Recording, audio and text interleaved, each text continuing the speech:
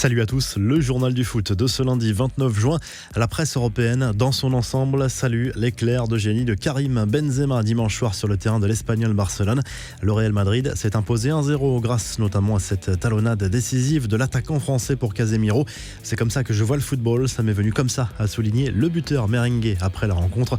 Son inspiration permet au Real Madrid de compter désormais 2 points d'avance sur le Barça en tête de la Liga.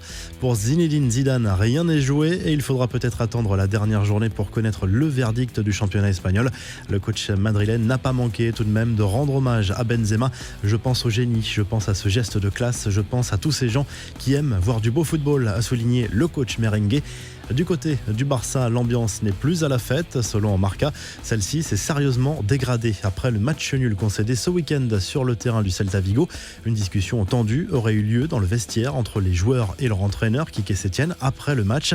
Les cadres du vestiaire sont-ils en train de lâcher leur entraîneur ? À l'origine de la brouille, les choix tactiques de Setién et de son adjoint sur le terrain. Et comme le montrent des images du diffuseur de la Liga, Messi aurait littéralement snobé l'adjoint de Setién qui voulait procéder à un ajustement tactique lors d'une pause fraîcheur.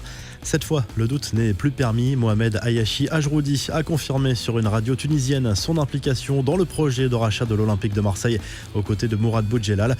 L'homme d'affaires franco-tunisien n'a pas confirmé en revanche le montant de l'enveloppe globale, à savoir 700 millions d'euros pour le rachat, le remboursement des dettes et le mercato. Une chose est sûre, c'est bien Mourad Boudjelal qui deviendrait président de l'OM si le projet venait à aboutir. Les infos et rumeurs du mercato et si Pep Guardiola revenait au FC Barcelone. La rumeur est de retour en raison des difficultés actuelles du Barça. Selon le journal britannique Daily Express, le club catalan serait prêt à offrir un contrat en or à l'actuel entraîneur de Manchester City. Le principal intéressé pourrait se poser des questions sur son avenir en fonction de la décision finale du tribunal arbitral du sport concernant l'exclusion des Citizens des compétitions européennes pour 2 saisons en raison des infractions aux règles du fair play financier. Un autre nom revient avec insistance, celui de Xavi. Approché l'hiver dernier, l'actuel entraîneur d'Al Saad au Qatar a refusé d'arriver en cours de saison, mais sa réponse pourrait être bien différente cet été. Le plus grand rêve que j'ai maintenant est d'être l'entraîneur du Barça et de revenir au Barça pour réussir, a confié l'ancien milieu de terrain du club Blaugrana lors d'une conférence retranscrite par le quotidien Sport. Jean-Michel Aulas, lui, a fait le point sur le mercato estival. Le président de l'OL a reconnu qu'il y aurait plusieurs départs, même s'il veut aider Juninho à recruter. Concernant Memphis Depay, Aulas est resté flou et attend de voir d'éventuelles offres.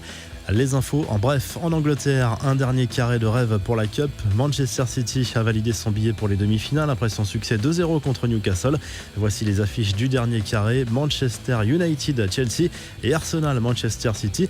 Pendant ce temps, Villas-Boas déclare sa flamme à Marseille. Le coach portugais est visiblement tombé sous le charme de la ville, comme le montre sa dernière story Instagram.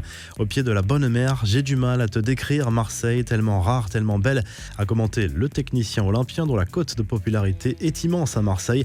Le rappel à l'ordre de Basile Boli à Mourad Boudjelal, l'actuel ambassadeur du club, a taclé l'attitude de l'ancien président du RCT dans un message publié sur Twitter. Il appelle Boudjelal, porteur d'une offre de rachat pour le club, à respecter ce club et cette ville.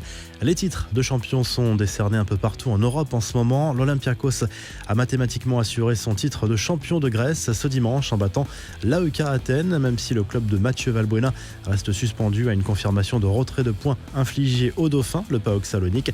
Les nouvelles révélations de Wesley Sneijder dans l'autobiographie qu'il vient de publier. L'ancien international néerlandais a raconté les excès qui ont parfois accompagné sa carrière et notamment cette fête jusqu'à 6h du matin, la veille d'un match de Ligue des Champions avec l'Inter. Le Daily Mail revient sur cette soirée passée en 2010 en compagnie de George Clooney et Megan Fox lorsqu'il évoluait à l'Inter Milan. Pour la petite histoire, Sneijder a marqué un but et réalisé une passe décisive le lendemain contre le Werder Brême. La revue de presse, le journal L'équipe consacre sa une à Karim Benzema, dont le geste de très grande classe sur le terrain de l'Espagnol Barcelone a fait le tour de l'Europe. Benzema est intenable depuis la reprise de la Liga.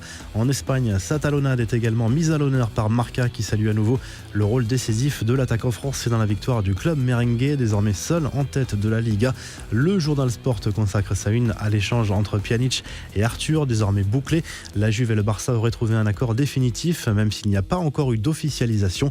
Enfin, en Italie, la Gazette dello Sport revient sur le succès sur le fil de l'Inter Milan sur la pelouse de Parme 2-1 1. Mal embarqués, les Nerazzurri ont renversé la vapeur dans les 10 dernières minutes de la rencontre et maintiennent un infime espoir de titre.